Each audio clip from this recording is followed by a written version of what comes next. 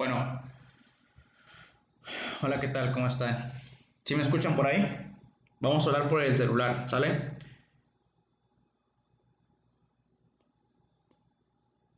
Ok, ¿me escuchan? ¿Sí o no? Bueno, bueno, bueno, bueno. Bueno, ¿me oyen? Hola, hola. Sí, sí te escuchas. Ok, perfecto. Vamos a hablar por el celular para que el chat no tape la grabación del video, ¿verdad? Porque si no después se tapa y cuando lo quieran ver, pues va a aparecer el chat, ¿sale? Por esa razón vamos a platicar, a resolver las dudas o las preguntas que ustedes tengan a través del grupo del WhatsApp.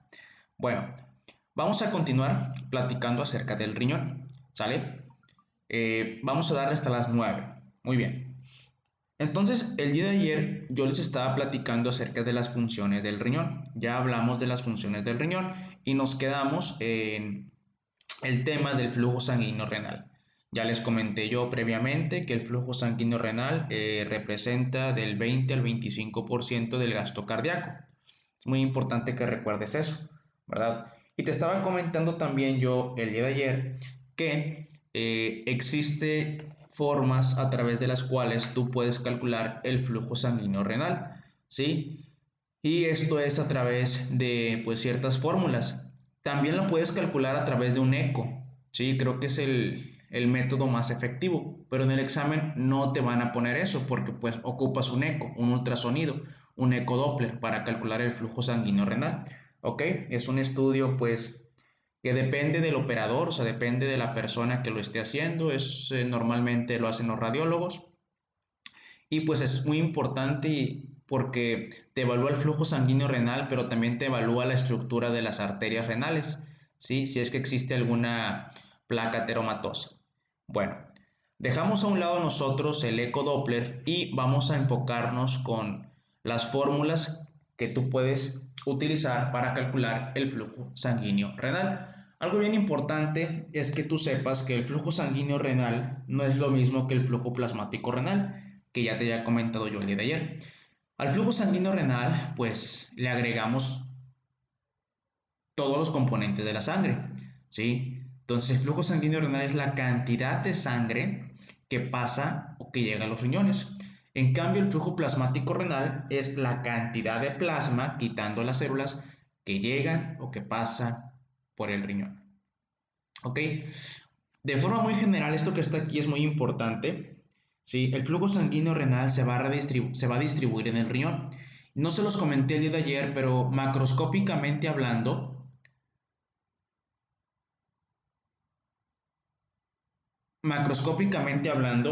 el riñón pues tiene tres estructuras, tres divisiones si lo quieres ver así. Esto que está aquí, que se llama la corteza, esto que está aquí, que se llama la médula, y esto que está aquí, que es la región papilar, que la región papilar termina en los cálices. Vamos a hacer un poco de zoom de la imagen para que puedas verlo mejor. Igual ahorita la regreso a su forma normal. Bueno, esto que está aquí es la corteza, esto que está aquí es la médula, y esto que está aquí, pues son las papilas medulares, que es la zona, la región donde va a drenar, pues todo lo que se forme en la nefrona, todo ese líquido que se forme en la nefrona. Muy bien. Aquí tenemos los cálices mayores que se unen todos y forman la pelvis renal. Y después tenemos aquí nosotros al uréter, ¿verdad? Que va a terminar, pues tú ya sabes, en la vejiga. Muy importante que tengas en cuenta esto. La corteza renal recibe la mayor cantidad de flujo sanguíneo. ¿Sí? Y tiene sentido. ¿Por qué? Porque como puedes observar aquí, en la corteza es donde se encuentra la mayor cantidad, si no es que todos, los glomérulos. ¿Sí? En la corteza es el sitio donde se encuentran los glomérulos. Y como te comenté el día de ayer, en los glomérulos es donde ocurre la filtración, ¿sale? Entonces, si ahí se encuentra la mayor cantidad de los glomérulos y la función importante del riñón es la filtración, entonces la mayor cantidad de sangre va a llegar al sitio donde se encuentren los glomérulos. ¿Cuál es ese sitio? La corteza renal. ¿Ok? Eso provoca o genera que a la médula renal solamente le llegue del 1 al 2% del flujo sanguíneo renal total. Y eso es bien importante, chicos. ¿Sí? ¿Por qué es importante, Benito? Por pura lógica. ¿Cuál de estas dos regiones crees que sea más sensible a la hipoxia? Más susceptible a la hipoxia. ¿La corteza o la médula? Que fue pregunta de examen en algún parcial. Es correcto, la médula. Y la razón de esto es porque en la médula existe poco flujo de sangre. Por ende, si tú tienes a un paciente que tiene un choque hemorrágico, ¿qué se va a afectar más? ¿La médula o la corteza? Que si es como te lo pueden preguntar. ¿Qué parte del riñón se va a afectar más? Tú vas a responder la médula. Si te preguntan específicamente, porque por ahí leíste que la médula se divide en dos, médula externa y médula interna. Si te preguntan específicamente cuál de esas dos, tú vas a responder la médula externa, ¿ok? La médula externa, ¿sí? Es la parte del riñón que más se ve afectada en la hipoxia. No importa la causa de la hipoxia, la médula externa es la parte del riñón que más se afecta. Y esto que te estoy comentando aquí es muy importante que no lo olvides, que lo tengas en cuenta. ¿Por qué? Porque en la médula externa, por ahí lo vamos a ver más adelante, se encuentra, ¿sí?, el asa gruesa de Henle. ¿Sí? Entonces, el asa gruesa de Henle que se encuentra en la médula externa también es sensible a la hipoxia. ¿Sí? Y por ahí vas a ver, yo creo que tú ya leíste, que esa parte del asa de Henle es muy importante para que se lleve a cabo un mecanismo llamado mecanismo contracorriente.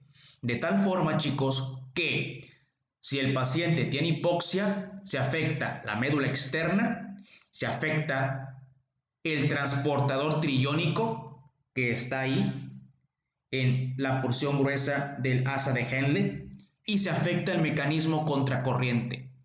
Y pregunta de examen, si se afecta el mecanismo contracorriente, ¿qué va a tener el paciente? ¿Qué manifestación va a tener? ¿Cómo sabes que se afectó el mecanismo contracorriente? ¿Alguien sabe? ¿Les dijeron algo en clase? Porque creo que este tema ya lo vieron, quiero pensar. Hipoxia, médula externa, asa gruesa de Henle, transportador trillónico, se afecta el mecanismo contracorriente y por ende el paciente va a tener, ¿qué cosa? Las nefrólogas, ¿qué va a tener? Ahí te va, para no hacértela muy larga, va a tener isostenuria, incapacidad para concentrar la orina. La orina no se va a concentrar porque está afectado el mecanismo contracorriente. La orina va a tener siempre la misma densidad, eso es isostenuria. ¿Ok? Misma densidad. Perfecto. Entonces, esto es importante que lo sepas, que lo tengas en cuenta para las próximas clases que vamos a ver juntos. Que tengas en cuenta que la médula externa es la zona que es más sensible a la hipoxia. Por eso puse esa imagen. Ya la podemos quitar, pero bueno, la voy a dejar aquí a un lado. Muy bien. ¿Cómo podemos calcular nosotros el flujo sanguíneo renal? Y esa forma de calcular el flujo sanguíneo renal se encuentra aquí. Tú la estás viendo. Esta es la fórmula. Flujo sanguíneo renal es igual al flujo plasmático renal entre 1 menos hematocrito. ¿Sale? O sea, lo que te comentaba yo el día de ayer, que primero tú necesitas, ¿qué cosa? Necesitas saber el flujo plasmático renal. Y el flujo plasmático renal lo podemos calcular con esta fórmula, que si bien es cierto, si eres muy observador, si eres observador y crítico, te vas a dar cuenta que esta fórmula está incompleta. Ahorita voy a explicar eso. Pero tranquilo, ahorita lo explico. Flujo plasmático renal lo calculo con esta fórmula. Lo interesante de esta fórmula es esto, el flujo urinario, y es esto, Es una sustancia que se llama ácido paraminoipúrico. ¿Ok? ¿Por qué hago énfasis en esto? Flujo urinario, siempre se me confunde. El flujo urinario, vamos a hacer un breve paréntesis, una breve explicación. El flujo urinario también te lo pueden poner como gasto urinario. ¿Ok? Y básicamente es la orina que produce el paciente en 24 horas. Por favor, quiero que anotes orina que se produce en 24 horas. O bueno, en horas, ¿ok? Porque puede que te pongan 6 horas, puede que te pongan 12 horas, ¿ok? Por ejemplo, tú tienes un paciente que está hospitalizado, le pones una sonda Foley, pues una sonda que va por la uretra, masculina o femenina, y que mide o permite recolectar la orina para que tú la midas. Generalmente se las ponemos a los pacientes que tienen insuficiencia cardíaca, ¿sí? Que tienen algún estado de choque, que nosotros necesitamos medir cuánto está orinando para ver si está respondiendo, ¿verdad? Entonces, tú le pones la sonda Foley y te dicen, ¿sabes qué? El paciente en 6 horas ha orinado 500 mililitros. ¿Cuál es el flujo urinario? ¿Ok? Así es como te lo pueden preguntar. ¿Cuál es el flujo urinario?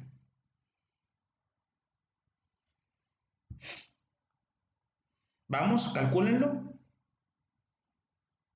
Venga, calcúlenlo.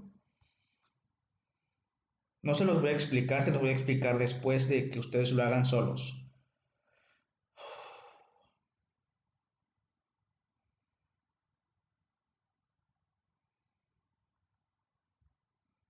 Veo sus respuestas en el WhatsApp, recuerden.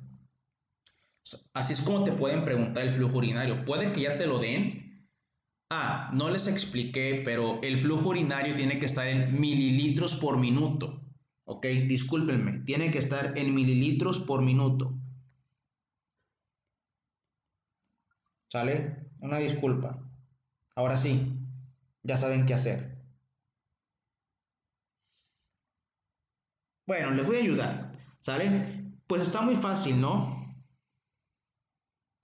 Yo tengo 500 mililitros y los voy a dividir entre los minutos, ¿sí? Recuerda, una hora tiene 60 minutos. Como son 6 horas, ¿cuántos minutos será? 6 por 6, 36. Agrego el 0, 360. ¿Ok? ¿Cómo vamos?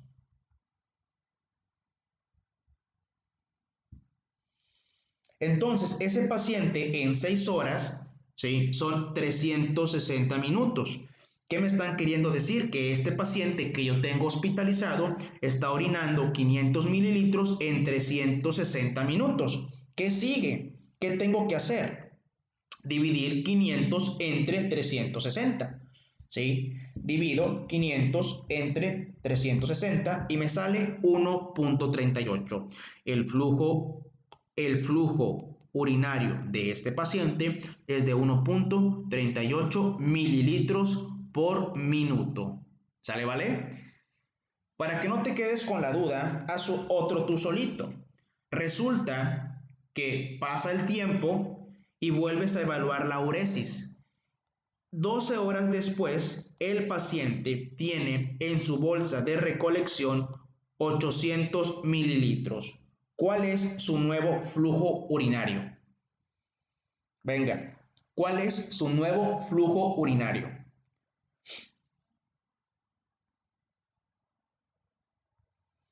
Ya les dije cómo, ya les puse un ejemplo. Ahora sí, les toca a ustedes solitos. ¿Sale? Yo estoy aquí al pendiente del grupo. En cuanto alguien me conteste, resuelvo el problema. Es muy importante que quede claro este punto porque vamos a utilizar el flujo urinario no solo aquí, también lo vamos a utilizar calculando la tasa de filtrado glomerular.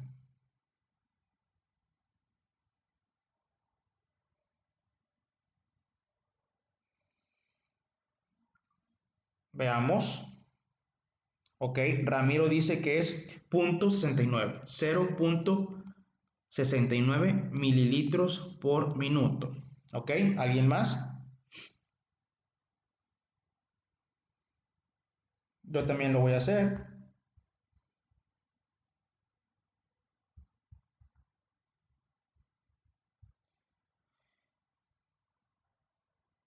Híjole, no me sale eso. Me sale otra cosa a mí. Me sale 1.11, igual que ellos. No se confundan, no se confundan. Ustedes dividieron al revés. Yo creo que por eso le sacó. ¿Sí? Fíjense, lo único que tienen que hacer es dividir los mililitros entre los minutos. O sea, 800 entre cuántos minutos hay en 12 horas. ¿Sí? En una hora hay 60, en 12, ¿cuánto habrá? Y la respuesta es 720, 800 entre 720, ¿sí? Entonces 800 entre 720, a mí me salió lo mismo que a ustedes, 1.11 mililitros por minuto, ¿ok? Y así les pueden poner, ¿sabes qué? Orinó 1 litro en 24 horas. Y tú sabes que tienes que dividir porque el flujo urinario tiene que estar en mililitro por minuto. ¿Sale? ¿Ya quedó claro este apartado? ¿O hay todavía alguna duda? ¿Alguien tiene alguna duda o ya quedó claro este apartado?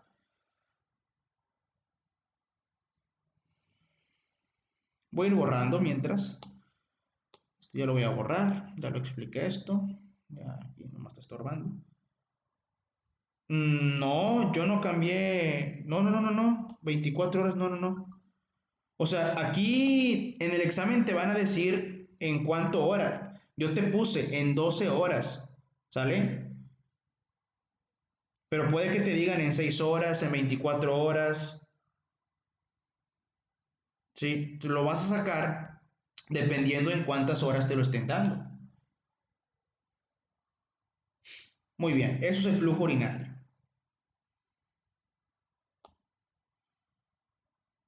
O sea, el flujo urinario es mililitros en 1 minuto. Así tiene que estar, ¿sale? Y vas a dividir los mililitros entre los minutos. Estos minutos va a depender de cuántas horas te estén dando. Si son 4, si son 6, si son 12, 18, 24. ¿Sí? Entonces conviertes estas 4 horas en minutos, 6 horas en minutos, 12 horas en minuto, 18 en minuto, 24 en minuto y ahora sí ya pones los minutos que te salieron y divides los mililitros entre los minutos que te salieron. ¿Ok?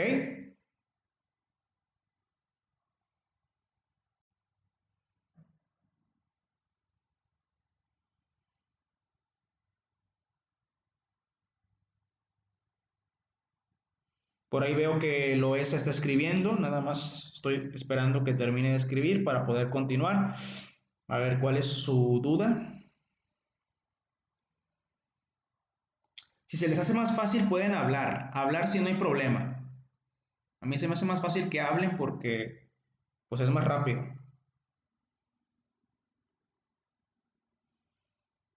No, eso lo vas a hacer cuando te den la orina, no se orinó 1400 mililitros en 24 horas. ¿Ok? Ahí sí, entonces vas a dividir son 1400 entre 1440 porque 24 horas son 1440 minutos. Eso es cuando te lo den en 24 horas, pero yo no te lo di en 24 horas. ¿Sale? Porque ustedes, por eso lo hice con toda la intención, porque ustedes van a esperar que en el examen te den en 24 horas. Eso es lo que tú vas a esperar, porque así vienen los libros. Pero ¿qué tal si en el examen te dice que orinó tantos mililitros en 6 horas y no viene el 24 y tú divides entre 1440? ¿Ok? ¿Sí quedó claro, chicos? Para poder avanzar. Loesa, Mariana. Ok, perfecto. Muy bien. Entonces, ya les aclaré el punto del flujo urinario. Este ya quedó claro. Espero que quede claro. Ahora, aparece esto que está aquí, perdón, perdón, que es el ácido paraminohipúrico. ¿Ok? Esto que está aquí entre corchetes quiere decir concentración. Esto orina y esto plasma. Entonces quiere decir concentración urinaria del ácido paraminohipúrico. Y aquí concentración plasmática del ácido paraminohipúrico. Eso es lo que quiere decir. ¿Ok? Pero bueno, a todo esto, ¿qué es el ácido paraminohipúrico y por qué se utiliza? Es un ácido que se administra para poder medir el flujo plasmático de un paciente. Se utiliza por estas características que están aquí y que te las pueden preguntar en el examen. ¿Sí? Puede venir cualquiera de esas. ¿Sale? Entonces, apréndete las 4. Número 1, característica número 1, es que no se sintetiza ni se metaboliza en el riñón. Muy importante. El riñón no lo sintetiza, el riñón no lo degrada. Ojo, metabolizar es degradar. Entonces el riñón no lo sintetiza y tampoco lo metaboliza. Número 2, muy importante, que no altera el flujo sanguíneo renal. Hay sustancias que sí lo alteran. El ácido paraminohipúrico no altera el flujo sanguíneo renal. Número 3. El ácido paraminohipúrico que tú administras se filtra por el riñón y además de filtrarse, se secreta. Ahorita voy a explicar el punto número 3. Tenme paciencia.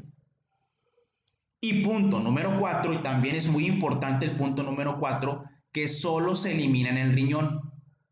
Solo se elimina en el riñón, no en el hígado, no en la vesícula biliar, no en el intestino, solo en el riñón. ¿Sale?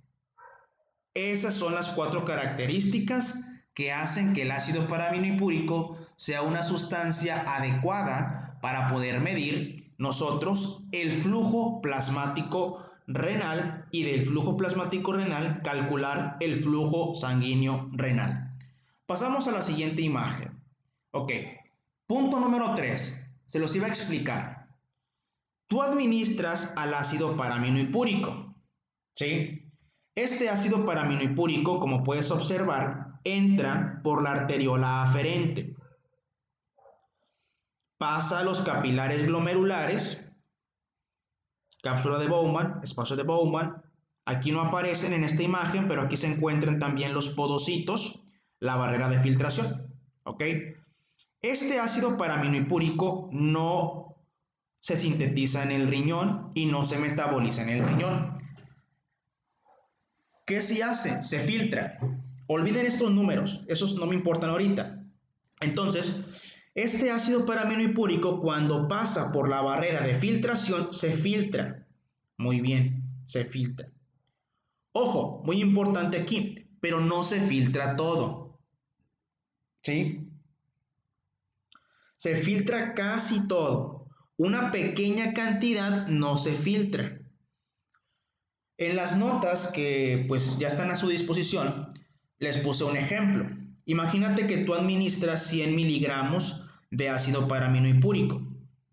De esos 100 miligramos, para ponerle números y entiendan mejor, se filtran 80 miligramos.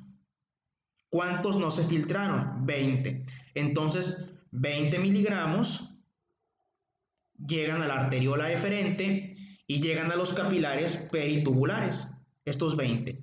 Y tú puedes decir, oye Benito, pero es un chorro lo que no se filtra.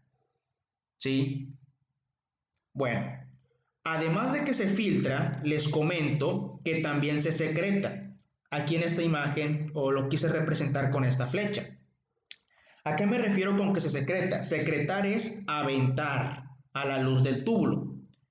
Muy importante que no se pierdan. Filtrar es esto. Esto es filtrar. Secretar es esto. ¿Ok? Reabsorber es esto. ¿Sale? 3 conceptos que vamos a utilizar y que no quiero que los confundan. Filtrar es esto. Solamente se filtra en la barrera de filtración. Solamente se filtra en el glomérulo. Secretar es cuando se avientan sustancias de los capilares peritubulares a la luz del túbulo. Eso es secretar. Y reabsorber es cuando de la luz del túbulo pasan sustancias a los capilares peritubulares. ¿Sale? Muy bien. Permítanme, voy a escuchar un audio. A ver qué. Permítanme.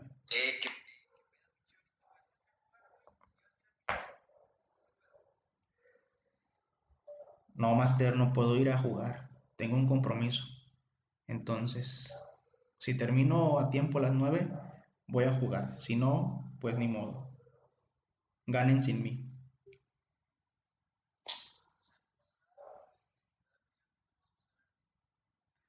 Es que les comenté, ¿no? Que hoy juego la final. Tengo un partido de fútbol y hoy juego la final. Pero pues el partido es a las 9:30 y pues quién sabe si alcance. Primero el compromiso es con ustedes, entonces vamos a darle, vamos a darle.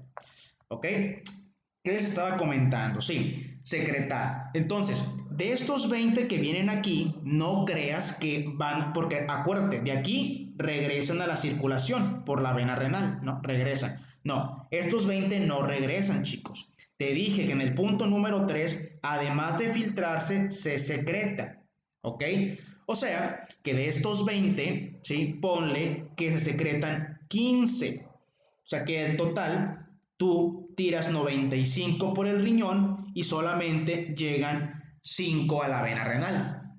¿Ok? Entonces prácticamente todo se elimina, excepto una pequeña cantidad. Bueno, esta pequeña cantidad que no se elimina, ¿sí? Pues realmente sí es necesaria para poder calcular el flujo plasmático renal. De ahí que haya dos conceptos que supongo que tú leíste: el flujo plasmático renal real y el flujo plasmático renal efectivo. Son dos diferentes. ¿Cuál es la diferencia? La diferencia radica en que el flujo plasmático renal real necesita forzosamente la concentración de ácido paraminohipúrico en la sangre venosa. Esta es V, ¿sí? El real. En cambio, el flujo plasmático renal efectivo no la necesita. ¿Cuál es más exacta? Pues su nombre lo dice, el flujo plasmático real. Este es más exacto. Este es más exacto, porque toma en cuenta estos 5 que no se eliminaron por el riñón. Sin embargo, algo que tienen que saber es que es difícil medir, ¿sí?, este ácido paraminohipúrico de la vena renal. Por ende, utilizamos nosotros esta fórmula y para el examen van a utilizar esta fórmula. Van a calcular el flujo plasmático renal efectivo. El problema con el flujo plasmático renal efectivo es que subestima, porque no toma en cuenta esto. Entonces, esto trae un pequeño problema, que es la subestimación. Pero es una subestimación del 10% solamente. ¿Qué quiere decir subestima? Subestima, ¿qué quiere decir? Que lo calcula por debajo del valor normal, ¿no? Entonces, con el flujo plasmático renal efectivo, nosotros obtenemos un flujo plasmático renal, pero ese flujo plasmático renal es 10% menor al verdadero flujo plasmático renal. ¿Me expliqué o no? 10% menor al flujo plasmático renal real.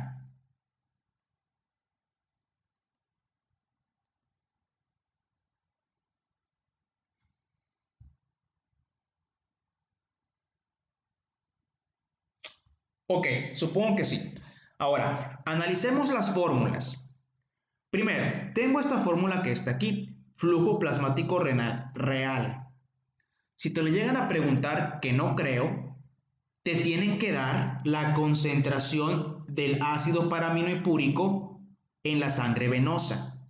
Si en el examen te están dando, ponme mucha atención, si en el examen te dan la concentración de ácido paraminopúrico en la sangre venosa, tú vas a calcular este. Si no te lo dan, si solamente te dicen la concentración del ácido paraminopúrico en el plasma, tú vas a calcular el efectivo. ¿Sale? Bueno, ¿qué es lo que tengo que hacer? Bueno, concentración urinaria del ácido paraminopúrico por el flujo urinario entre la resta de la concentración del ácido paraminopúrico en la sangre arterial menos la concentración del ácido paraminopúrico en la sangre venosa. Flujo plasmático renal efectivo, muy parecido, multiplico la concentración urinaria por el flujo urinario, pero aquí solamente divido la concentración plasmática del ácido paraminopúrico. ¿Sale, vale? Esas son las fórmulas. Valores normales, aquí están en esta tabla. Para fines de examen son los valores normales. Flujo sanguíneo renal, 1250 más menos 10. Flujo plasmático renal efectivo, 600 más menos 10. Flujo plasmático renal real, 660 más menos 10%. Estas son las fórmulas, ya se las dije. Y ahorita vamos a hacer un problema, un ejercicio. Aquí está el ejercicio. Este es el ejercicio de las notas, entonces vamos a ver cuál es la respuesta de estos ejercicios. Ejercicio número 1. Dice, paciente masculino, el cual presenta un volumen latido de 70 mililitros y una frecuencia cardíaca de 75 latidos por minuto. Lo más probable es que el flujo sanguíneo renal de este paciente sea de, bueno, no me están dando ácido paraminopúrico, pero me están dando volumen latido y frecuencia cardíaca. Con estos dos yo calculo el gasto cardíaco. 70, que es volumen latido, por 75, que es la frecuencia cardíaca. ¿Cuánto nos sale? Pues multiplico 70 por 75, me sale 5250. ¿Qué cosa? Mililitros por minuto. Si yo sé que el flujo sanguíneo renal es el 20 al 25% del gasto cardíaco, puedo calcular el flujo sanguíneo renal sacando el 20% o el 25%. En este caso, el flujo sanguíneo renal se encuentra entre 1050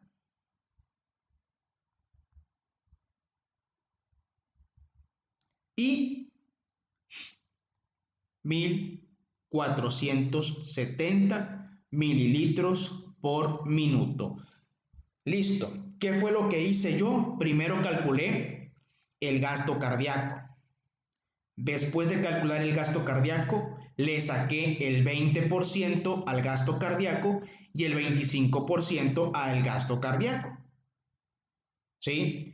5250 por punto 20 me sale 1050 y después 5250 por punto 25 me sale 1470. ¿Sí quedó claro?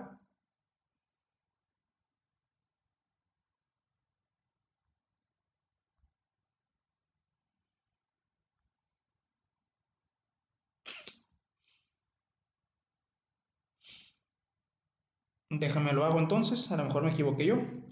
5250.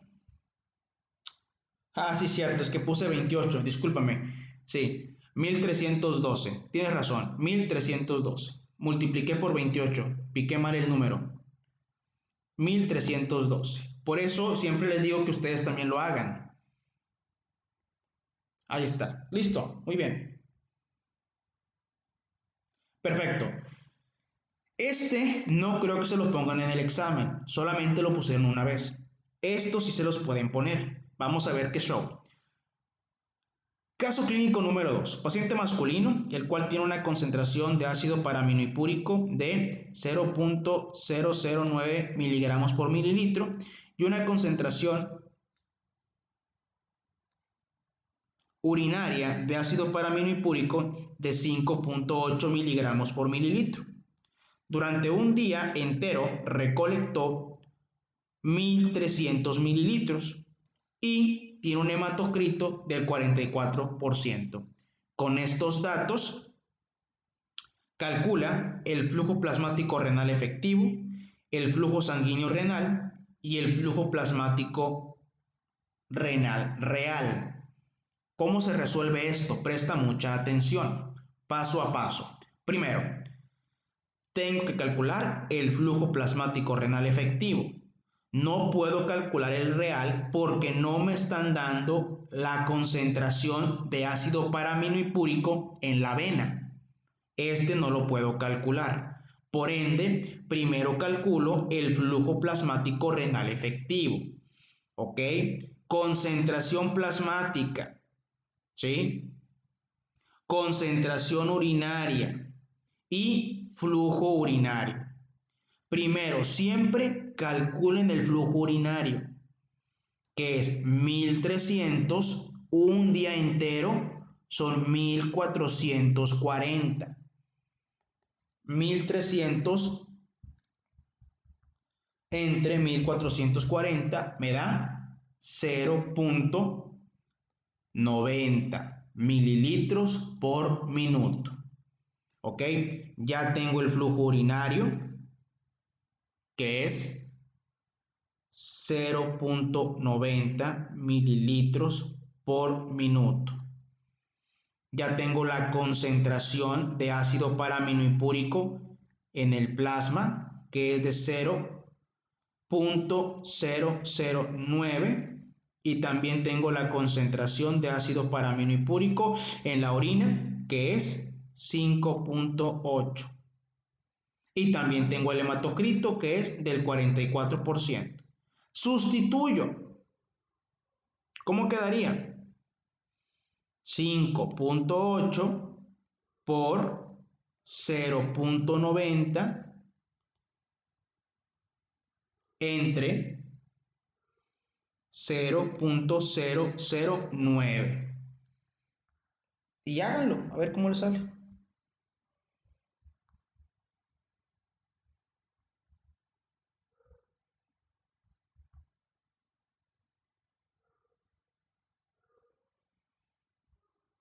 Ya lo hice. ¿Cuánto le sale? Muy bien, a mí también Alejandra García, muy bien. 580 mililitros por minuto. ¿Ok? ¿Alguien más? Necesitamos saber cómo le sale a los demás. No hay que quedarnos con una respuesta. Tenemos que ver las demás respuestas.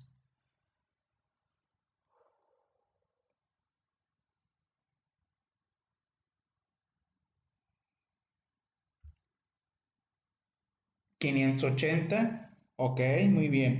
El flujo urinario es una división. El paciente está orinando 1.300. Aquí pongo 1.300 mililitros. ¿En cuánto tiempo? En un día entero.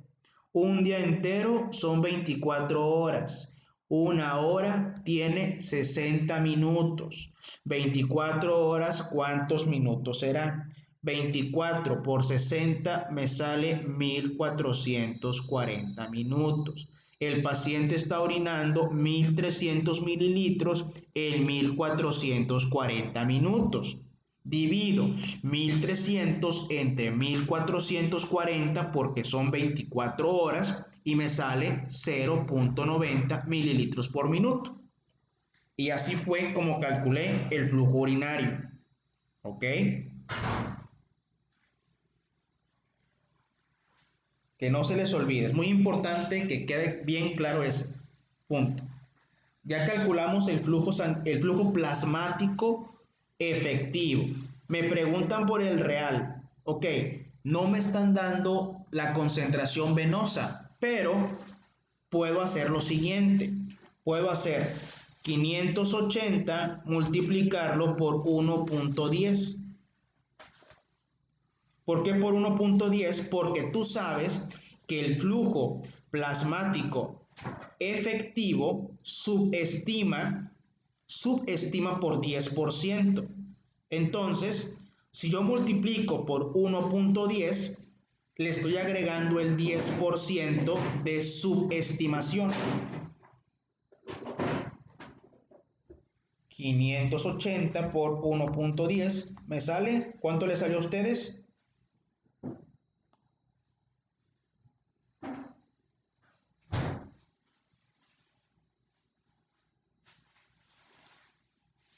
...638 mililitros por minuto, ¿ok? Entonces el flujo plasmático renal real aproximadamente sería 638 mililitros por minuto, ¿ok? ¿Por qué por 1.10? Porque les dije que el efectivo subestima por 10% al real. Entonces, al multiplicar por 1.10 me ahorro muchas cosas. Por ejemplo, ahí les va. Realmente lo que tienes que hacer es sacarle el 10% a 580 y sumárselo, ¿sí? Le sacas el 10% a 580 y después se lo sumas. Entonces, 580, le sacas el 10%.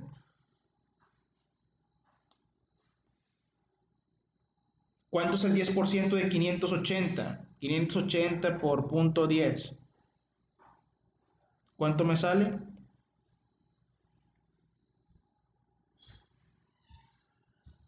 Ramiro, ¿cuánto sale? Ok, 58, no, sale 58. Entonces, pues esto es lo que subestima aproximadamente. Entonces, 58 más 580. ¿Sí? 580 más 58 me sale 638. Y ya, nada más que matemáticamente hablando, para ahorrarte todo esto, mejor multiplica directamente por 1.10 y te sale lo mismo. ¿Sí? Son matemáticas. O sea, la respuesta es porque estás calculando lo que subestimaste. Esa es la respuesta a tu pregunta. ¿Por qué por 1.10? Para calcular el 10% de la subestimación. ¿Ok?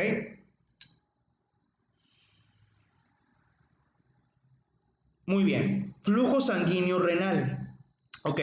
¿Cuál es el flujo sanguíneo renal? Para calcular el flujo sanguíneo renal hay que utilizar el efectivo. Este no, porque este es una aproximación. Ojo, este es una aproximación. Si te le llegan a preguntar, este es una aproximación, no es exacto. ¿Sí? Una aproximación. Entonces, hay que utilizar para calcular el flujo sanguíneo renal lo que te salió en el flujo plasmático renal efectivo. ¿Ok? ¿Cuál es la fórmula de flujo sanguíneo renal? Flujo sanguíneo renal es igual al flujo plasmático renal entre 1 menos hematocrito. Perdón. ¿Cuánto me sale? Sustituyo 580 entre 1 menos 0.44. El 0.44 aquí está, de aquí lo saqué, ¿sí? 1 menos 0.44. ¿Cuánto le sale?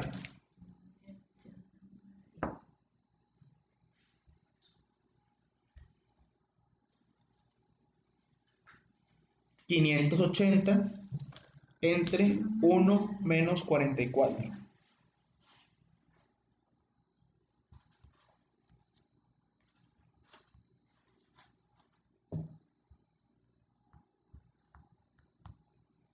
Ya lo hice yo. ¿Cuánto le sale a ustedes? ¿Segura? Damaris, ¿segura? Chéquela bien. Es correcto, la respuesta es 1035. ¿Sí? Muy bien. 1035 mililitros por minuto. ¿Ok? Esa es la respuesta y ya calculamos nosotros el flujo sanguíneo renal. ¿Sale? ¿Dudas, chicos?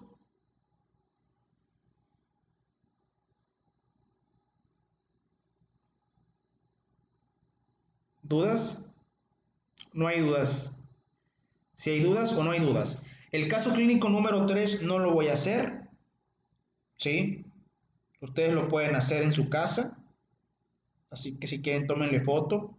Es prácticamente lo mismo, nada más que aquí les pongo el flujo urinario, ya se los estoy dando. Lo que les comento. Aquí ya se los estoy dando, súper fácil, ya está. Acá no te lo estoy dando. ¿Sale? Otra diferencia es que aquí está el miligramos sobre decilitro y aquí está el miligramos por mililitro. Pero no hay problema, no pasa nada, es igual, haces lo mismo. ¿Por qué? ¿Por qué no hay problema? Porque esto está en miligramos sobre decilitro, pero esto también está en miligramos sobre decilitro, no pasa nada. Habría un problema si esto está en miligramos sobre decilitro y esto estuviera en miligramos por mililitro, ahí sí. Pero mientras esto esté igual que esto, por ejemplo aquí esto está igual que esto, son las mismas unidades, no te preocupes, no pasa nada. El que se subestima, ojo, hay dos flujos, el real y el efectivo. El real, su nombre lo dice, es el real, el verdadero, ¿sí? Es el real, el verdadero. La única forma de calcular el real es exactamente, de calcularlo exactamente, es con esta fórmula, ¿sí? Pero nunca de los nunca te van a dar esto.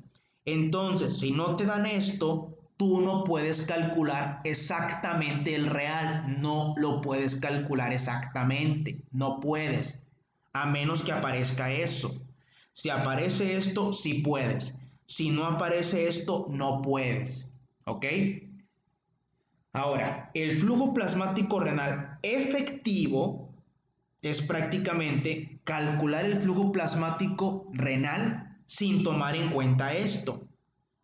Si haces eso, si no tomas en cuenta esto, este resultado sale menor al real. ¿Cuánto sale menor al real? 10% menor a lo que debería de salir. Si tú conoces eso, si tú conoces esto que te estoy diciendo, si tú calculas el flujo plasmático renal efectivo, tú sabes que ese valor que tú estás calculando está 10% por debajo del valor real, ¿sí? Lo estás subestimando. Entonces, si tú sabes esto, le sacas el 10% al efectivo y se lo sumas.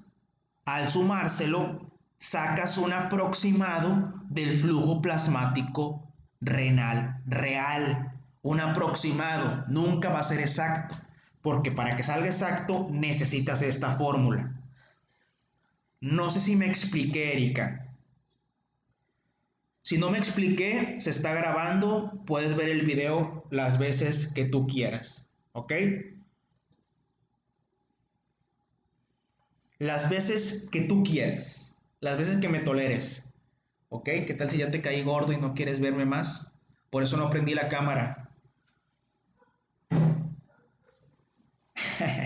Bueno, continuemos. Regulación del flujo sanguíneo. ¿Me regalas una empanada? Sí. Yo compré una super hamburguesa. ¿No quieres la mitad? No, adelante. Come. Ok, regulación del flujo sanguíneo renal. Estas son sustancias que regulan el flujo sanguíneo renal, ¿sale? Pero antes de hablar de estas sustancias, vamos a hablar de esto. ¿sí?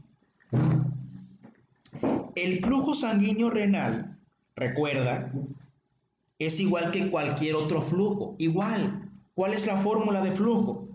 Flujo es igual a la diferencia de presión o al gradiente de presiones entre la resistencia. ¿Sí? Para el flujo sanguíneo renal, pues aplica igual. Tú tienes a el riñón, no me gustó. Tienes al riñón, lo voy a dibujar así.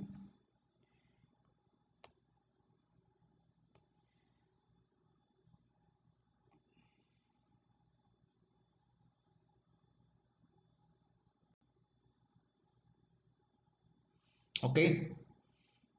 Y el riñón tiene cierto flujo. Bueno, tienes también por aquí a la aorta. ¿Sale? Aquí tienes una presión y aquí tienes otra presión. La presión sistémica y la presión de la arteria renal son dos presiones, ¿sí? Y obviamente existe cierta resistencia. Para que exista un flujo, tiene que haber un gradiente de presión que permita que la sangre vaya de aquí a acá. Entonces deducimos que la presión arterial sistémica es mayor que la presión de la arteria renal. Hay un gradiente, y sí es cierto, ¿sí? Esta presión es mayor que la presión del riñón. Hay una diferencia de presiones, ¿ok? Esta diferencia de presiones hace que la sangre vaya de aquí a acá. Pero como todo circuito, va a existir una resistencia al flujo. Esa resistencia va a estar dada por las arteriolas renales, por el diámetro de las arteriolas. ¿Ok? Bueno, si nosotros modificamos el diámetro de las arteriolas renales, podemos modificar el flujo. ¿Por qué? Porque modificamos la resistencia. ¿Ok? Entonces, si tú modificas el tono, el diámetro de las arteriolas renales, modificas la resistencia y por ende modificas el flujo de sangre que llega al riñón.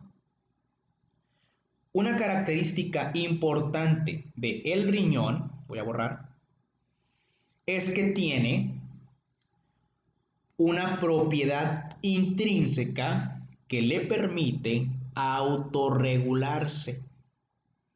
Solito se regula. ¿Qué quiere decir esto? Que el riñón, por mecanismos que ahorita voy a explicar, ese riñoncito, ¿sí? Siempre mantiene el mismo flujo. A eso me refiero con autorregulación. A eso me refiero con autorregulación, que no importa la presión, el flujo va a ser el mismo. El riñón, presta mucha atención, tiene esta característica de autorregularse. ¿Qué quiere decir? Que no importa qué tanto cambie la presión en la arteria renal, el flujo se mantiene igual. Pero esta autorregulación tiene ciertos límites. ¿Cuáles son esos límites? 80-200. ¿Qué quiere decir? Quiere decir que mientras la presión de la arteria renal se encuentre entre 80 y 200, el flujo se mantiene y no hay pedo, no pasa nada. ¿Qué sucede cuando la presión de la arteria renal cae por debajo de 80? Cuando cae por debajo de 80, el flujo sanguíneo y por ende la tasa de filtración también cae. Por eso los pacientes con choque, con estado de choque, presentan una hipoperfusión, porque con esa presión de la arteria no se mantiene el flujo. Un paciente en estado de choque maneja presiones bajas, está chocado. Entonces, esa presión que tiene el paciente chocado no es suficiente para mantener el flujo. Y como vamos a ver más adelante, si se disminuye el flujo sanguíneo, también se disminuye la tasa de filtrado.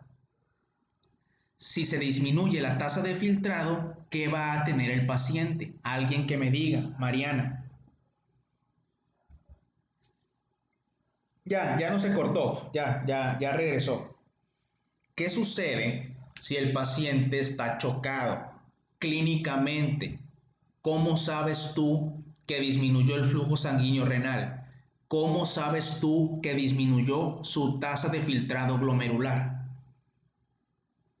¿Cómo sabes? Es correcto, es correcto. Disminuye el flujo sanguíneo renal.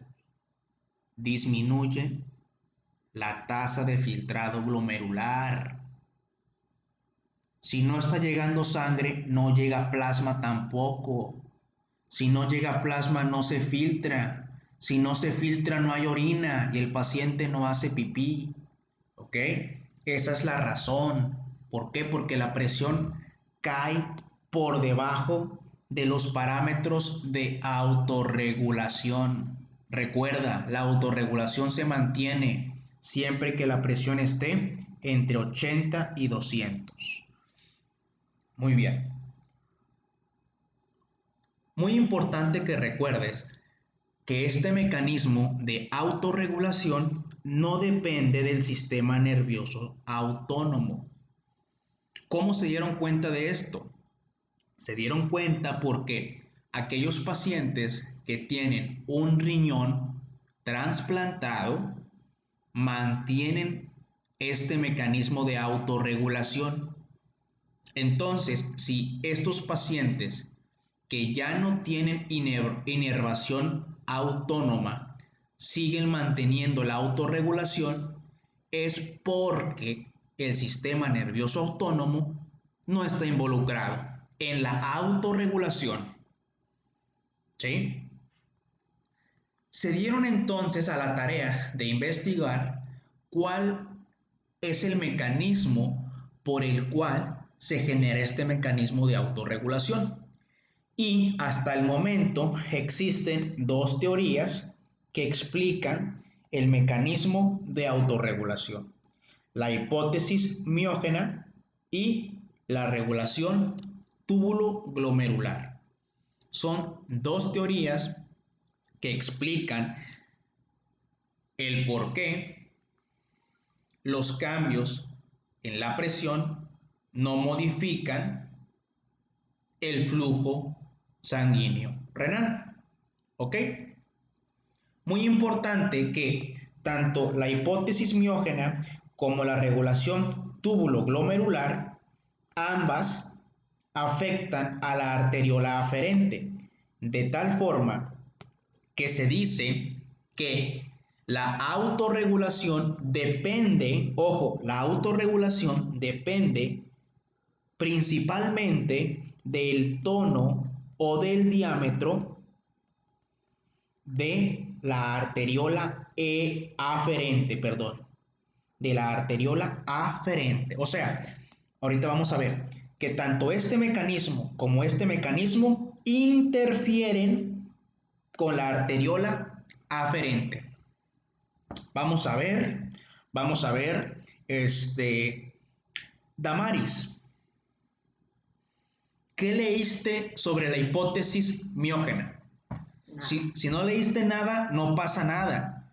Yo sé que presentaron hoy genética, yo entiendo, sacrifican algunas cosas, Pero si leíste algo, me gustaría que lo compartas. ¿O qué entendiste?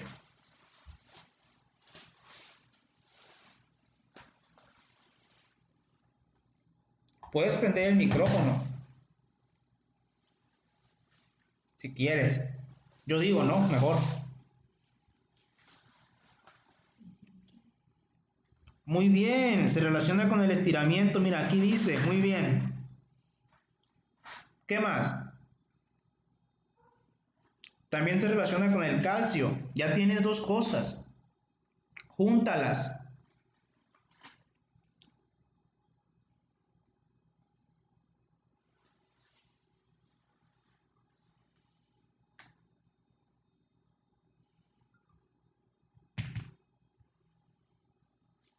Así es, muy bien. Resulta que esta teoría dice que cuando la presión arterial está muy alta, ¿sí? Esta presión arterial alta estira a las paredes de la arteriola aferente, ¿sí? Las estira, se estiran. Este estiramiento de las arteriolas aferentes hace que el músculo liso de la arteriola aferente se trabó, permítanme, voy. Ok, este estiramiento hace que el músculo liso de la arteriola aferente abra canales de calcio. Si se abren canales de calcio, ¿qué creen que le pase a la arteriola aferente? Recuerda, el estiramiento provoca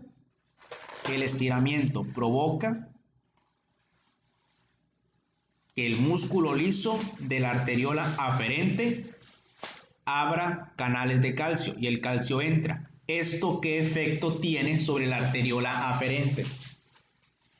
¿Se contrae? Muy bien, se va a contraer. Y al contraerse, ¿qué le pasa a la resistencia? Aumenta. Muy bien. Y entonces, si la resistencia aumenta, ¿qué le pasará al flujo? Disminuye.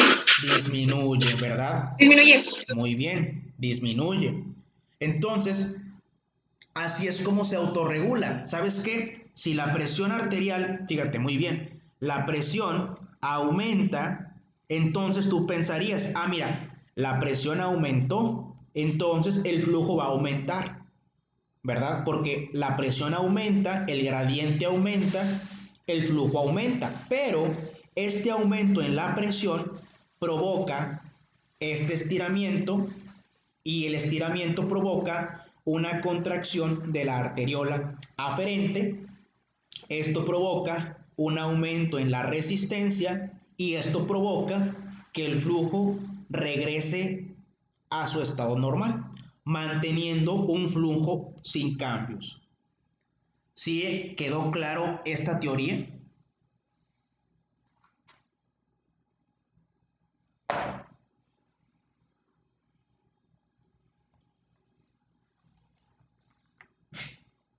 Chinga, traigo un desmadre aquí. ¿Sí quedó claro? Muy bien. Segunda teoría. La segunda es la que preguntan, la 2. La regulación túbulo-glomerular. En esta regulación participa. ¿Quién participa? A ver, ¿alguien sabe?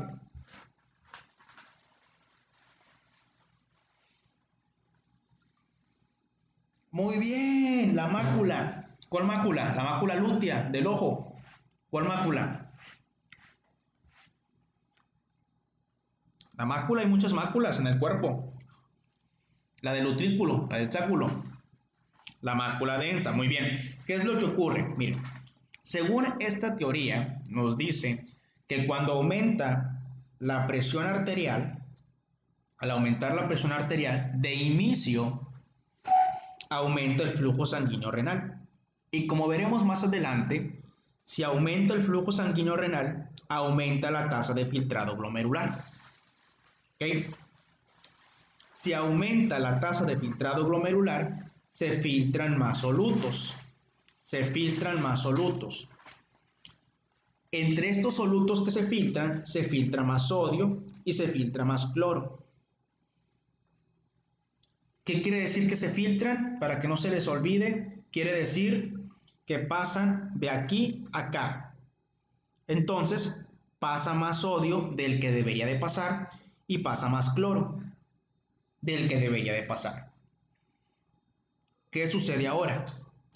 Este sodio y este cloro que llegan en exceso pasan por aquí. Y aquí la mácula TA es tensión arterial, que es lo correcto. Lo correcto es decir tensión arterial, porque es lo que mides la tensión de la pared, no la presión de la pared.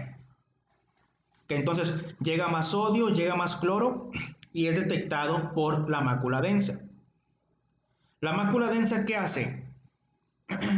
Mauro, ¿qué hace la mácula densa, Mauro? Detecta el sodio y detecta el cloro. Simón, ¿sabes qué? Me está llegando más sodio, me está llegando más cloro. Quiere decir que se está filtrando más. Quiere decir que está aumentando el flujo. Eso es lo que detecta la mácula densa. Llega más sodio, llega más cloro, es porque hay más flujo de sangre al riñón. ¿Qué hace la mácula densa? Tengo que regular este flujo. ¿Qué hace? Se da cuenta que le está llegando más. Tiene que detenerlo para mantener el flujo constante.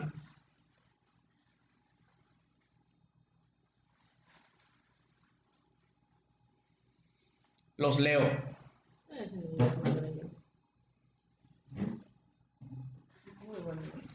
Ok, constriñe las arteriolas. Sí, ¿qué más, Mauro? ¿Qué arteriola y cómo?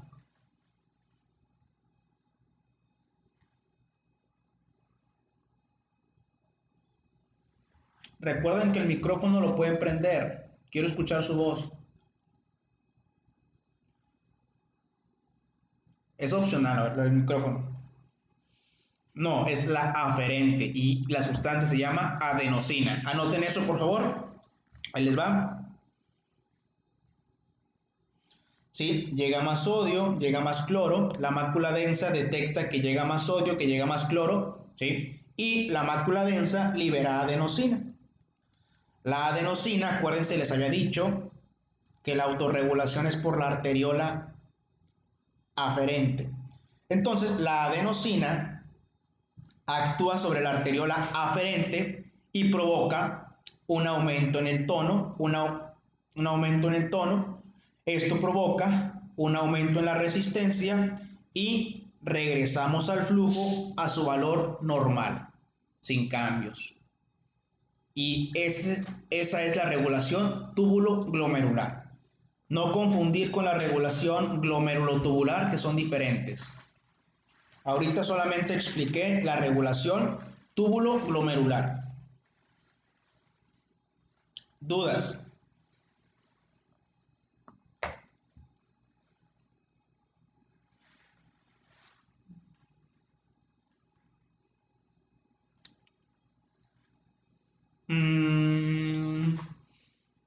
¿Por qué crees? Aquí está en la fórmula viene tal cual. ¿Sí? Les dije que el flujo sanguíneo es igual a la diferencia de presión entre la resistencia. Diferencia de presión es presión arterial menos presión renal. Si aumenta la presión arterial, ¿sí?, hay mayor presión que empuja la sangre a el riñón. Entonces, si aumenta la presión arterial, estás aumentando el gradiente. Si aumentas el gradiente, aumentas el flujo. Entonces, el flujo aumenta. Pero a través de esta teoría, tú aumentas la resistencia. Al aumentar la resistencia, disminuye otra vez el flujo y se mantiene constante. ¿Sí? Entonces, por cierto periodo, sí, aumenta poquito el flujo, pero después, por los mecanismos que acabo de explicar, aumentas la resistencia y el flujo se mantiene sin cambios. ¿Sale?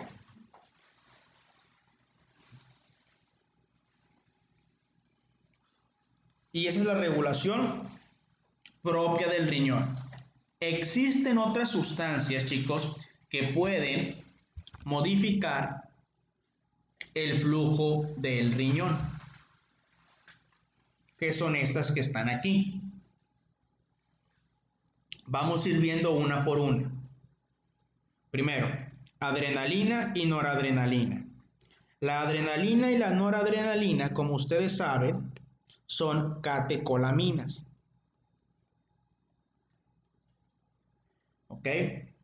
Tanto la adrenalina como la noradrenalina actúan sobre receptores alfa 1. Cuando actúan sobre receptores alfa 1, estas sustancias generan vasoconstricción de ambas arteriolas, tanto de la aferente como de la eferente. Esto provoca un efecto.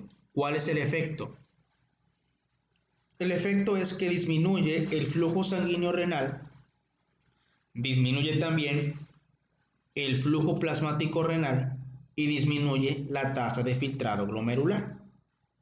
¿Ok? Ahorita anoten eso, ahorita lo voy a explicar. Anoten. ¿En qué situaciones se eleva la adrenalina y la noradrenalina? Aquí viene un ejemplo: hemorragias. También puede estar elevada en el feocromocitoma. ¿Ok?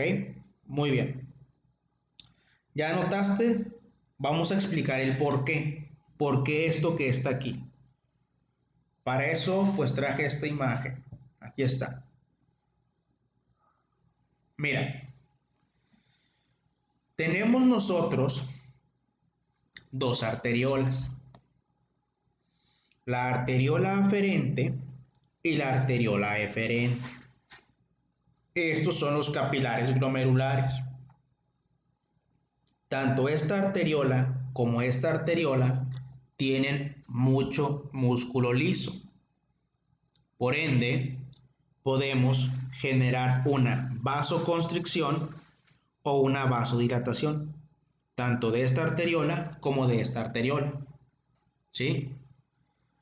Bueno, la adrenalina y la noradrenalina, ambas catecolaminas, actúan sobre el receptor alfa 1 y sobre el receptor alfa 1, generando que tanto la arteriola aferente como la eferente disminuyan, perdón, ambas arteriolas aumenten su tono, o sea, generan una vasoconstricción de ambas arteriolas. ¿Sale? ¿Qué consecuencias me trae esto? Aquí tienen que pensar y usar la lógica. ¿Sí? Imagínate que tú tienes, imagínenselo así, tú tienes una manguera, ¿sí? Y esa manguera tú la puedes obstruir en dos puntos. La puedes obstruir aquí o la puedes obstruir acá. Aquí o acá. Imagínate que esta es la arteriola aferente y que esta es la arteriola eferente. Alguien prendió su micrófono ahí, por favor, nada más. O bueno, si quieren preguntar algo, adelante.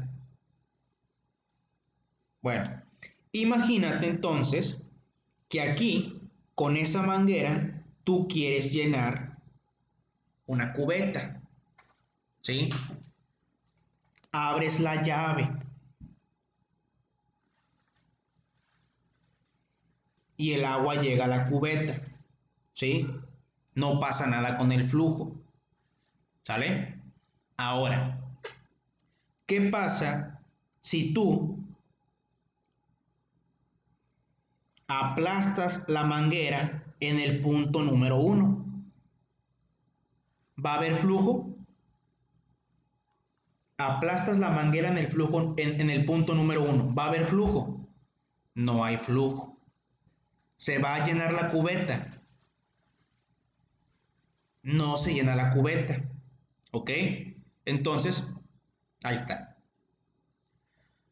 Otra vez abres la llave, no aplastas el punto número 1, pasa, pero aplastas el número 2, va a haber flujo, se va a llenar la cubeta.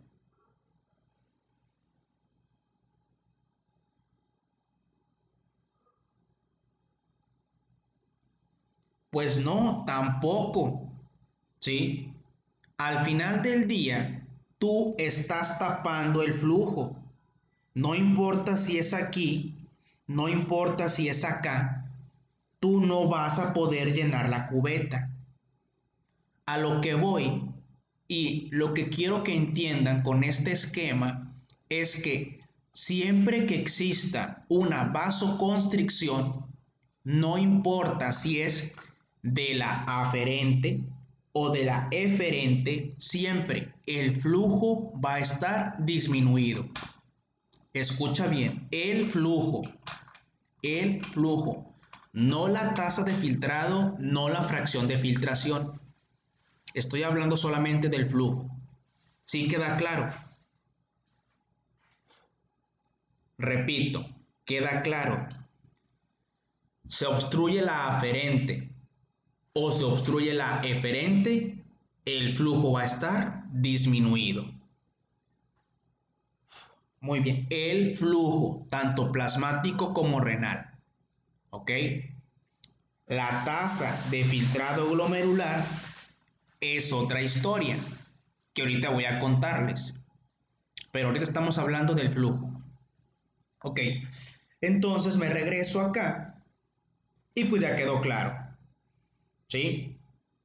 En estos pacientes donde hay mucha adrenalina, mucha noradrenalina, hay vasoconstricción de ambas arteriolas y disminuye el flujo sanguíneo renal, disminuye el flujo plasmático renal y también disminuye la tasa de filtrado glomerular. Esta ahorita la voy a explicar por qué disminuye. ¿Sí? Ahorita nada más anoten que también disminuye esta. Siguiente sustancia, dopamina. Ok, muy importante. La dopamina, si bien es cierto, también es una catecolamina.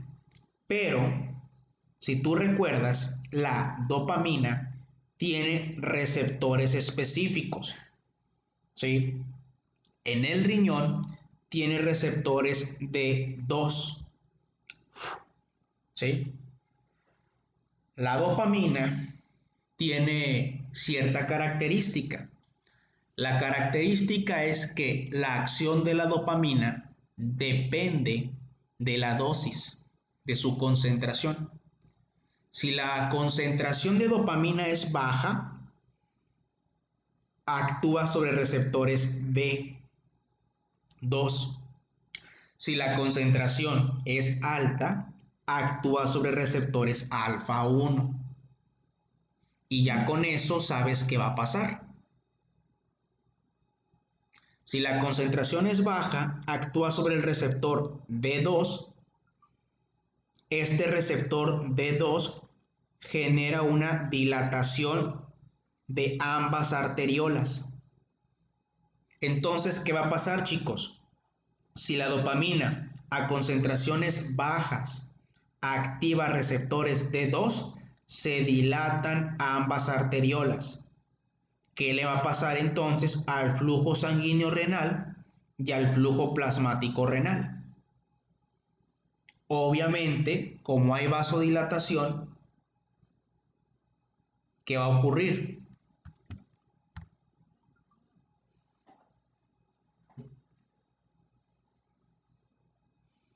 Pues sí, aumenta el flujo, ¿ok? Entonces, la dopamina a concentraciones bajas aumenta tanto el flujo sanguíneo renal como el flujo plasmático renal. Ambos flujos van a estar aumentados. También anótale, aumenta la tasa de filtrado glomerular, que ahorita vamos a hablar de eso. No hemos hablado de esto, por eso no lo he explicado. Perdón. ¿Qué sucede si las concentraciones de dopamina son altas? Si son altas, actúa sobre receptores alfa 1. Y pasa lo mismo que aquí y pasa lo mismo que acá. Disminuye todo. Siguiente. NAB, péptido natriurético auricular. Recuerda que este péptido se libera principalmente en la aurícula y se libera cuando aumenta la presión venosa central. Aumenta pues más allá de 6 milímetros de mercurio. ¿Qué es lo que hace el péptido natriurético auricular? Actúa sobre ambas arteriolas, genera una vasodilatación de la arteriola aferente y genera una vasoconstricción de la eferente.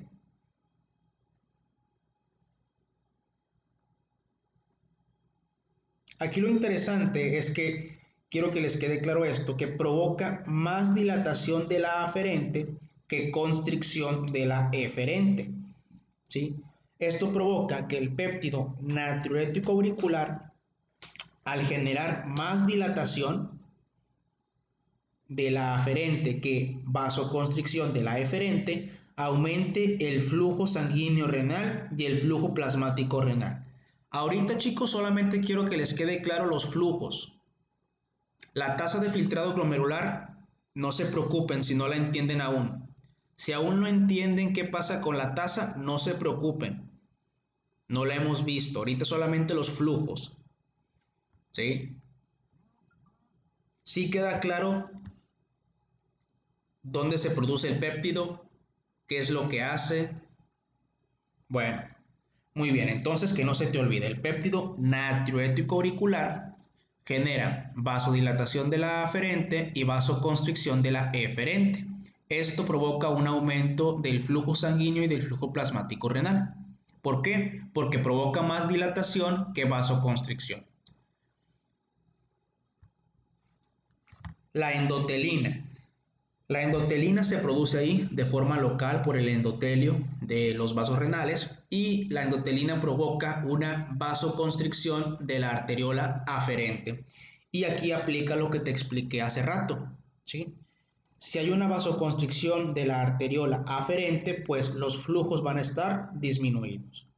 Óxido nitroso u óxido nítrico también se produce por el músculo liso y el endotelio de la vasculatura renal y este provoca una dilatación de la arteriola aferente. Si hay vasodilatación de la arteriola aferente, pues disminuye la resistencia y esto provoca un aumento de los flujos, tanto del flujo sanguíneo como del flujo plasmático. Siguiente, angiotensina 2.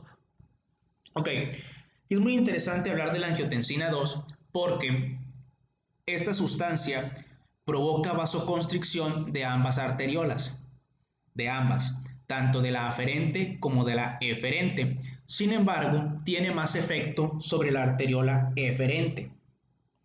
¿Sí? Esto que estoy poniendo yo aquí es muy importante o es relevante para la tasa de filtrado glomerular, que aún no la hemos visto, que ahorita la voy a explicar. ¿Sí? Este comentario que yo pongo aquí es importante para la tasa de filtrado glomerular, no así para el flujo. ¿Por qué para el flujo no? Porque te comento, no importa si la vasoconstricción es en la aferente o en la eferente, si hay vasoconstricción de cualquiera de las dos, va a haber disminución del flujo sanguíneo y del flujo plasmático. ¿Sí? Entonces, ¿cuál es la acción de la angiotensina 2? Con respecto al flujo, disminuye el flujo sanguíneo y disminuye el flujo plasmático renal. ¿Sí? La tasa de filtrado glomerular depende. Por último, prostaglandinas. Tanto la prostaglandina E2 como la prostaglandina I2. Estas prostaglandinas generan vasodilatación de ambas arteriolas. Por ende, va a haber un aumento del flujo sanguíneo y aumento del flujo plasmático renal. Bueno, chicos, ¿hasta aquí existe alguna duda de esto que acabamos de ver? Ojo, olvídense de la tasa de filtrado glomerular, no la hemos visto. ¿Hasta aquí hay alguna duda? ¿Ok? Muy bien. Perfecto. Ahora sí, ya hablamos del flujo sanguíneo renal. Ya hablamos del flujo plasmático renal. El flujo sanguíneo renal y el flujo plasmático renal son determinantes para esta función del riñón, la función conocida como filtración, ya que si no existe flujo, no hay que filtrar, de tal forma que la función de filtrar por parte del riñón depende mucho del flujo, de la cantidad de plasma que llega a los capilares glomerulares. Sabemos nosotros que aquí está el espacio de Bowman, que esta es la arteriola aferente, capilares glomerulares, arteriola eferente. Por aquí pasa el plasma y por aquí pasa la sangre. Ténganlo muy en cuenta. Sin embargo, mientras el plasma y mientras la sangre, principalmente el plasma, mientras el plasma hace este recorrido, el plasma sufre cambios. Mientras el plasma pasa por los capilares glomerulares, este plasma que entró no es el mismo plasma que sale. Cambia. ¿Por qué cambia? Porque aquí ocurre la filtración. Y como la filtración ocurre en el glomérulo, a esto se le conoce como filtrado glomerular o, si somos más estrictos, ultrafiltrado. Ultrafiltrado glomerular. ¿Ok? Este ultrafiltrado glomerular se produce gracias a que en esta región, si nosotros hacemos un corte, podemos observar esto. Si hacemos un zoom, podemos observar esto. Primero, quiero que analicen esto que está aquí. Células del mesangio. Ya se les había comentado. Estas células se encargan de dar soporte. ¿A quién? A los podocitos. ¿A quién? Al endotelio. Son células de soporte. ¿Qué tenemos por aquí? Endotelio. ¿Cómo es el endotelio? Fenestrado. ¿Qué tenemos por aquí? Epitelio. Epitelio visceral. Pero a esta célula, que es un epitelio, se le conoce como podocito. Y es lo que podemos observar. La luz del capilar, el endotelio, las fenestraciones y al podocito. Podemos observar también que el podocito tiene ciertas prolongaciones citoplasmáticas que se le conocen como procesos podálicos o pedicelos. Ok, vamos a ver un poco más microscópico esto. Hacemos un corte de aquí, hacemos un zoom y ahora observamos esto que está aquí. Muy interesante. Esto que está aquí es la luz del capilar. Aquí podemos observar cómo este capilar no está formado por un endotelio continuo, sino que este endotelio tiene poros, de tal forma que este tipo de endotelio es un endotelio fenestrado, es un capilar fenestrado, con fenestraciones. ¿Qué es una característica? Endotelio capilar es fenestrado. Este endotelio forma parte de la barrera de filtración.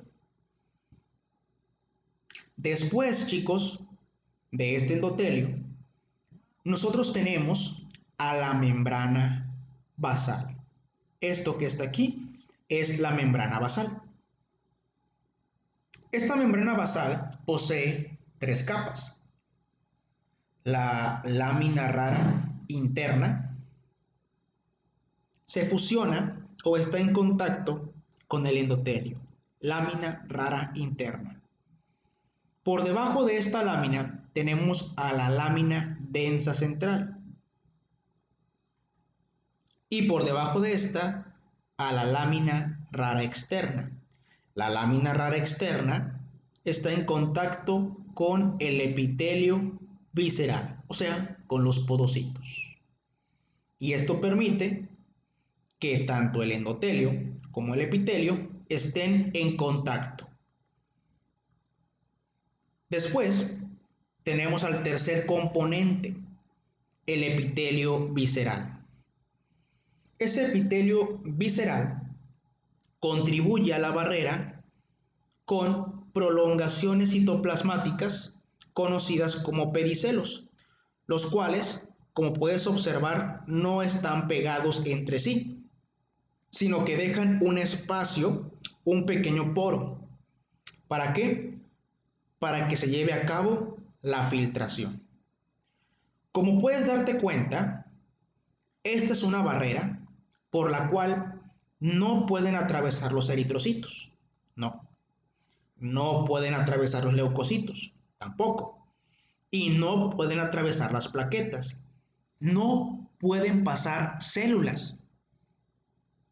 En ciertas patologías, como las glomerulonefritis, pues probablemente los eritrocitos puedan pasar, pero al pasar se deforman. Por eso, en la pipí, tú puedes encontrar eritrocitos dismórficos. Si tú, en el examen general de orina, encuentras eritrocitos dismórficos, 100% seguro de que ese eritrocito viene de acá arriba, del glomérulo, ¿sale? Pero bueno, estamos ante una barrera normal, por ende, no pasan células. ¿Qué otra cosa no pasa, Emiliano? Sabemos que no pasan células, Simón. ¿Qué otra cosa no pasa, Emiliano? Proteínas. Pero ¿por qué las proteínas no pasan si sí caben por el poro? Bueno, no todas, pero algunas sí caben por el poro. Y, ok, son negativas. Acabas de comentar algo interesante. De tal forma que, aquí no se ve, perdón. Sí, es correcto, lo había tapado. Acaban de comentar algo interesante. ¿Qué es lo interesante? Que esta barrera no solo está formado por estructuras, sino que también está formado por cargas. Estas cargas son cargas negativas, ¿sí? Estas cargas negativas se encuentran aquí. Vamos a imaginarlas. Aquí hay cargas negativas, aquí hay cargas negativas, ¿sí? Esas cargas negativas se producen por glucoproteínas que están ahí. Entonces, si yo hago un zoom, voy a observar que aquí puedo encontrar cargas negativas, aquí también. Como comenta Emiliano, las proteínas, a pesar de estar pequeñas, tienen carga negativa. ¿Qué pasa cuando yo tengo la misma carga? ¿Existe una atracción o existe un rechazo? Pues creo que todos estamos de acuerdo con que existe un rechazo, ¿no? Se repelen. Entonces, estas glucoproteínas que están cargadas negativamente también funcionan hasta cierto punto como un impedimento para la filtración. ¿Sale? Nada más quiero aclararles algo. sí podemos encontrar proteínas aquí. ¿Sí? Sí podemos encontrar, se pueden filtrar proteínas muy pequeñas. Albúmina no. Albúmina no, pero sí podemos encontrar ciertas proteínas. Para fines de examen, no. Para fines de examen no se filtran proteínas y no se filtran células. Devani, en la pipí como tal, ¿tú encuentras glucosa?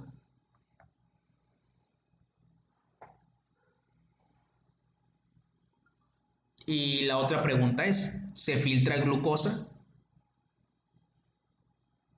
Muy bien, muy bien. ¿Qué es lo que ocurre? ¿Se filtra la glucosa? Sí. O sea que la glucosa sí alcanza al espacio de Bowman. Sin embargo, durante su recorrido por el sistema tubular modifica este líquido. Lo que quiero que quede claro es que el ultrafiltrado no es lo que tiras. Esto que está aquí tiene nombre. Se le conoce como tasa de filtración. Tasa de filtración. ¿Cómo se calcula la tasa de filtración? Cada una de las sustancias tiene cierta tasa de filtración o carga filtrada. Carga filtrada, tasa de filtración. Se calcula de la siguiente manera. Concentración plasmática de X sustancia multiplicada por la tasa de filtrado glomerular. Y eso te da la carga filtrada. ¿Qué es la carga filtrada? La carga filtrada es el total de soluto que se filtra. No confundir con la tasa de excreción. Espero que estés anotando. La tasa de excreción es igual al flujo urinario multiplicado por la concentración urinaria de X sustancia. ¿Sí? La tasa de excreción es lo que avientas en la pipí. La carga filtrada es lo que avientas al espacio de Bowman. Carga filtrada, lo que avientas al espacio de Bowman. Tasa de excreción, lo que avientas al inodoro. Si es que orinas en el inodoro. Si orinas en otro lado, pues lo que avientes en ese otro lado. ¿Sí queda claro? La diferencia. Ya les dije, ¿cómo calcular? La carga filtrada. Carga filtrada es igual a la concentración plasmática de X sustancia, puede ser glucosa, y lo multiplicas por la tasa de filtrado glomerular. Aquí es tasa de filtrado glomerular. Que la tasa de filtrado glomerular es esto, lo que se filtra por minuto. Tasa de filtrado glomerular es lo que se filtra por minuto. Muy bien. Hasta aquí, ¿hay alguna duda?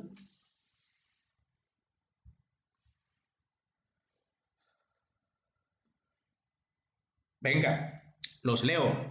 Hasta aquí, ¿hay alguna duda? Es correcto, ahorita vamos a hablar de eso, Mauro. Si nos alcanza el tiempo, si no lo vamos a dejar pendiente. Sí, ahorita no he hablado mucho de la tasa de filtrado glomerular. Hasta aquí, de lo que hablé, ¿hay alguna duda, algo que no hayan escuchado, que no haya quedado claro?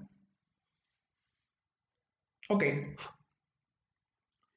Entonces, vamos a platicar acerca de la tasa de filtrado glomerular. La tasa de filtrado glomerular, que espero que hayan leído, se refiere a la cantidad de líquido. En este caso, este líquido es el plasma, cantidad de líquido de plasma que se filtra por unidad de tiempo.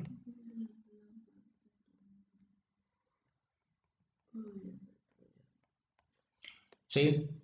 Como puedes darte cuenta, dice cantidad de líquido plasmático que se filtra por unidad de tiempo. O sea, que la tasa de filtrado glomerular depende del flujo plasmático. La tasa de filtrado glomerular depende del flujo plasmático. Y el flujo plasmático depende de las arteriolas. ¿Ok? Que ahorita hablaremos de ello.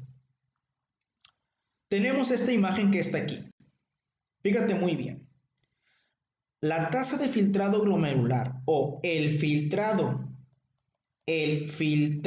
glomerular no es otra cosa más que aplicar las fuerzas de Starling. ¿Sí? Nada más que aquí, este es el capilar y en lugar de que esto sea el intersticio, se llama espacio de Bowman.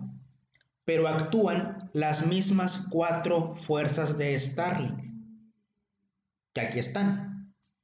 ¿Sí? Esta fuerza de Starling, que está en el capilar, es la hidrostática del capilar. ¿Sí? Esta que está aquí es la oncótica del capilar.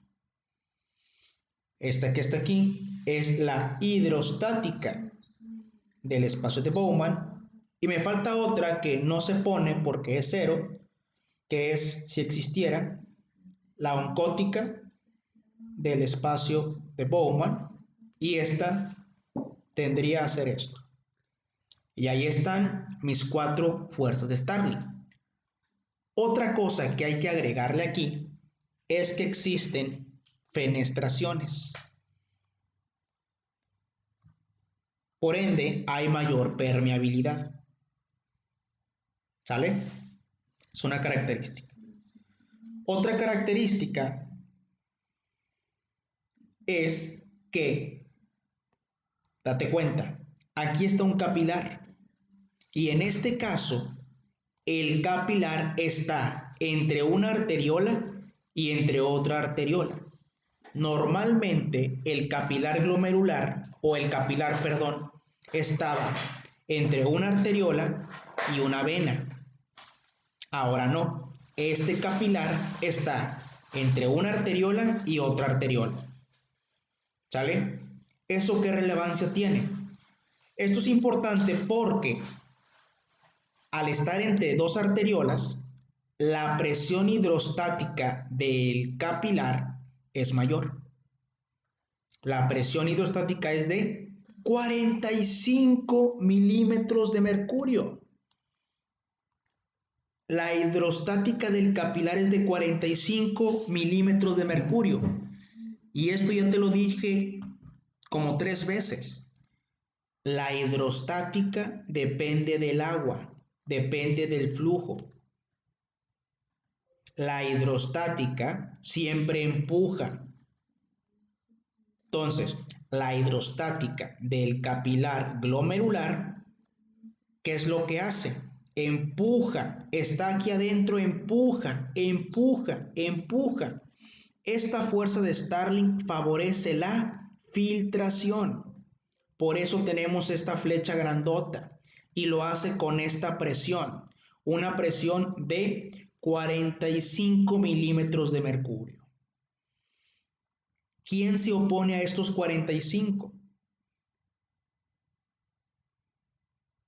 ¿Quién se opone? Se oponen estas 2 fuerzas.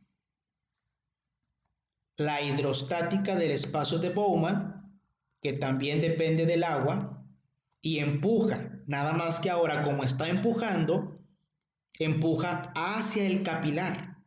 Y esta que está aquí, cuando empuja, empuja hacia el espacio. Aquí la hidrostática del espacio de Bowman empuja hacia el capilar, favoreciendo la reabsorción con una presión de 10 milímetros de mercurio. Por aquí también tenemos nosotros a la oncótica del capilar. ¿De quién depende? De proteínas. ¿Qué hacen las proteínas? Jalan, favoreciendo la reabsorción con una presión de 19 milímetros de mercurio. Y pues como no se filtran proteínas, esta no existe. por eso la borramos. ¿Cuál es el efecto neto? Sumamos 19 y 10, 29. Hay dos fuerzas que favorecen la reabsorción con una presión de 29. Hay una sola que favorece la filtración, pero lo hace con una fuerza de 45. ¿Quién gana? Gana la que favorece la filtración. Por esa razón, en la primera mitad, esto que estoy explicando aquí ocurre en la primera mitad. Por esa razón, en la primera mitad, ¿qué ocurre? Durante el trayecto, ¿qué ocurre en la primera mitad? Con lo que acabo de explicar, ¿qué creen que ocurra? No qué creen que ocurra, ¿qué va a ocurrir?